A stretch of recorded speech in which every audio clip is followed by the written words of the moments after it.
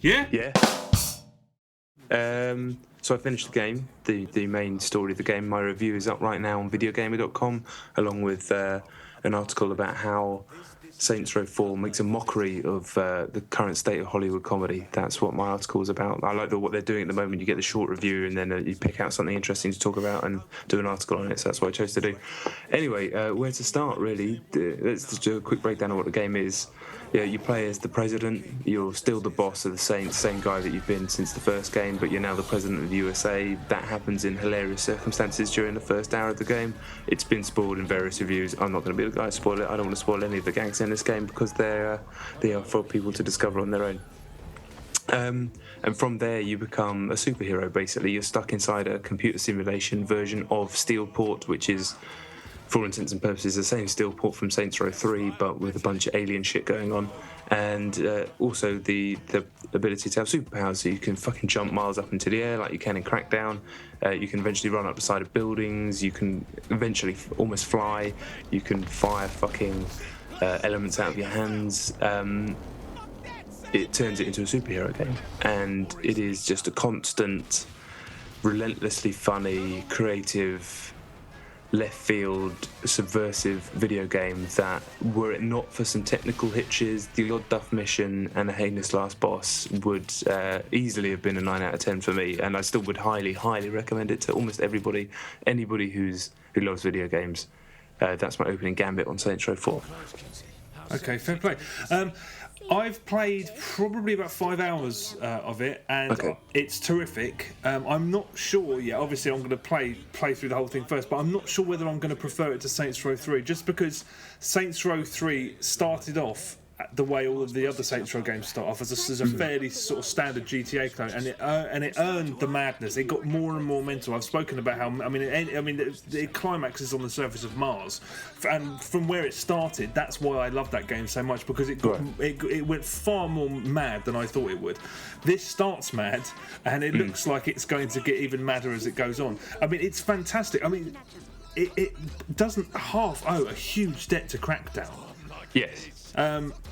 Not only because that was basically the same thing, all these superpowers, the jumping and the flying and stuff, but the fact that you level up with these orbs that are scattered around the city, and their placement, weirdly, I mean, it probably has nothing to do with anything, but they're just the way they're under these ledges of buildings and they're on the back of signs and stuff. They're in exactly the kind of crafty places that they were in Crackdown. I mean, I don't know how. That might not necessarily have anything to do with each other. It was if you've played Crackdown, you will be reminded of it constantly playing this. That's not a bad thing, but it's quite an unusual one. It is a little bit buggy. The first thing I did when I started the game was got stuck in a bit of scenery, and I had to restart the whole game from beginning. It doesn't quite belie the fact that it was a DLC package initially, especially during the cutscenes. They're very choppy. They're choppy. There's some audio issues, and my game crashed fully once, had a save bug that meant I lost 3 hours of progress, had to restart maybe 3 times during missions because it bugged out with objectives and stuff. So yeah, maybe it might be a day one patch situation, but be wary. It didn't really fuck up the game too much for me, even losing the 3 hours, which was a pain, but these things happen sometimes on debug. But yeah, it is rapey. Yeah, it is. And whenever it saves as well, it can go down to like the frame rate drops to shocking levels on 360. Yeah, and it also saves after every orb that you pick up. Yeah, so you can. It's not as smooth as orb collecting and Crackdown. Yeah, no, that's for sure. But yeah, I'm the same as you. I've laughed repeatedly, and I think it would be really unfair to give away any of the jokes that are in it, or any of the things I've laughed about. I will say that if I've laughed a certain number of times, I've also laughed a certain number of times whilst also saying "for God's sake," because I mean, not in a bad way at all. I mean, just like it goes to places sometimes where you just like, oh, that's so ridiculously juvenile, but I'm still finding it hilariously funny. Yeah. I've said this about Saints Row 3, and I can't vouch for the competition, so I don't know. You know, I will fight for this guy. I always pick the sort of Cockney Jason Statham voice for my character, because the line delivery of that guy, he's perfect, pitch perfect, and all of the dialogue, they throw in all these English Cockney slang that doesn't fit, and it's all just, I think that's the way to play it, although I can't. Which one did you use? Well, I normally pick him, and I have done for the first 3 games, but then the fourth option was just Nolan North, and I just thought that was funny the way they've written it, so I was like, fuck it, I'll pick Nolan North, and unsurprisingly, he's brilliant. He's just as brilliant as he is as Nate Drake. Yeah. So I couldn't know how it is as any of the other guys. I know one's Troy Baker as well, so he's going to be good. Apparently, it's always been Troy Baker. But Nolan North is brilliant. I made his voice really deep, and there's some of the lines are just fucking fantastic. Is it like relentless? I mean, the thing about the Cockney guys, I'm sure it's more profane than the other ones. The C word is used all the time. It's not used that often as Nolan North. No, he swears his head off, obviously, but it's that's used a couple of times in the whole game, I think. Yeah. Okay.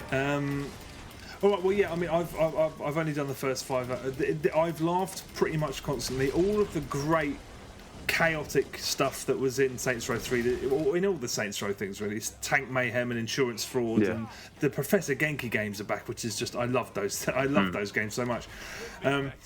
The Flashpoint missions, the sort of gang control equivalent. It's basically the same game with a lot of but with all of these. See, this is my problem with it. Really, is that it's where do they go from here? It's so far. It's turned up so loud and just mad. Saints Row 5, if they do it, they're going to have to continue. They can't go back to the beginning now. That's why it as a DLC pack, it's a separate entity. But now the series has gone essentially insane. Where do they go from here? I think they'll come up with something. Stuff that happens later on in this game. Some of the stuff that happens later on in this game, I'm not going to spoil anything, but there are moments where I just wanted to, I would look left and right in my room, so please can I just high five someone right now? But there's no one here. I can't, it would be so egregious of me to talk about it. What I will say though is, don't read the Edge review if you're going to play this game, because in a throwaway sentence in that review, they give away probably 7 of the best sight gags in this game. Oh, what? Just in the throwaway sentence, they're like, oh, you'll be doing this, and this, and this, and even this, and this. And it's like, why the fuck would you do that? I won't even mention what happens at the beginning, which is in almost every review. Yeah, I'm certainly not going to give away... How dare you? Yeah, I know what you mean. You know, that's not criticism, that's just saying the things that happen. Yeah. It's like I really like the film critic in The Guardian, but sometimes he just comes out and will say, there's a great line, and here it is. It's like, why are you spoiling a joke for me, Dick? Yeah. I don't understand that attitude. No, but I'm the same. I went in blind, and everyone else should go in blind, because there is some... It is pretty wild, and I it's going to almost certainly get wilder than that. One thing I'll say is that I've never before have I played a sandbox game where waypoints become completely pointless, because I'd set a waypoint for something and then you just get distracted by all this other stuff to do. You find stuff on the corner. I mean, that's the nature of any sandbox, but something about having all these powers makes them so much more enticing than they would in a previous Saints Row or in Grand Theft Auto. I mean, all the activities as they were in the older games are way more fun with the superpowers. Yeah, they are. And some of the guns, I really like the dubstep gun. Yeah, the dubstep gun's amazing. When you fire it at cars and they start like bouncing up and down, it's wicked. When people are like body popping as they're dying. Yeah, it's just fucking jokes. I love it. I really do love it. I've no doubt that. But you said that the end boss was a bit of a letdown. The end boss, apparently, basically the game's structured like Mass Effect 2, right? And there are loyalty missions for your crew. Now, a combination of losing 3 hours, of which I did 3 loyalty missions, and not just needing to get to the end of the game to write the review meant that I didn't do enough loyalty missions. Apparently, the last boss is way less heinous than I had it if you've loyaled up your guys. And if you're playing it on your own back, you'll do them all, because they're all really funny and really creative and brilliant. Whereas the normal side missions are more like go into the city, do a bunch of the activities. They're fine, but they're side missions. But the loyalty missions are proper missions, and you should definitely do them. So yeah, I think the last boss wouldn't be as bad, but it's still... All I'll say is there's a point towards the very end of the game where it hits an ultimate high, and there's nowhere to go from there, and it goes really badly down, and it should have just had the balls not to do a boss fight. Yeah. And because the boss fight just ain't or if you're going to do a boss fight, just do one that isn't incredibly hard and very, very frustrating. But maybe if you do all the loyalty missions, it won't be as hard as it was for me. It was almost impossible for me. I spent about an hour just doing that and was swearing at the screen. That's right. Yeah, but yeah, I'm sure it won't be as bad for people who do all the loyalty missions. And the good thing is I can go back to the game because I've got some to do and some other stuff to do in the game, which is fun. Yeah, after the 3 hours, I realised that I am going to do like Saints Row 3. I'm going to do all of the stuff on the sides because the side stuff is often as great as the stuff in the story. Well, perhaps not so much because it is so out there. But yeah, from what I've played, I recommend it. I'm a huge fan of the series anyway, but I definitely recommend it so far. One thing that I really got from this game is that Volition is just, they feel like they're on our side. Do you know what I mean by that? This is a world at the moment where it's free to play this, in-app purchase this, try and stretch your feeling money this way, day one DLC.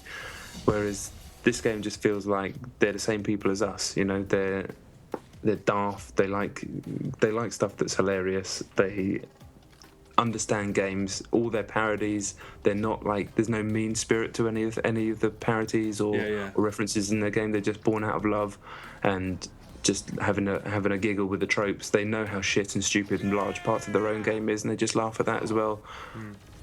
I'm just so happy that they got Saints Row 3 seemed to be the game that they really tested the water with how far that they could go with letting themselves off the leash, and the audience responded, and they've gone, good, right, this is what we really want to do.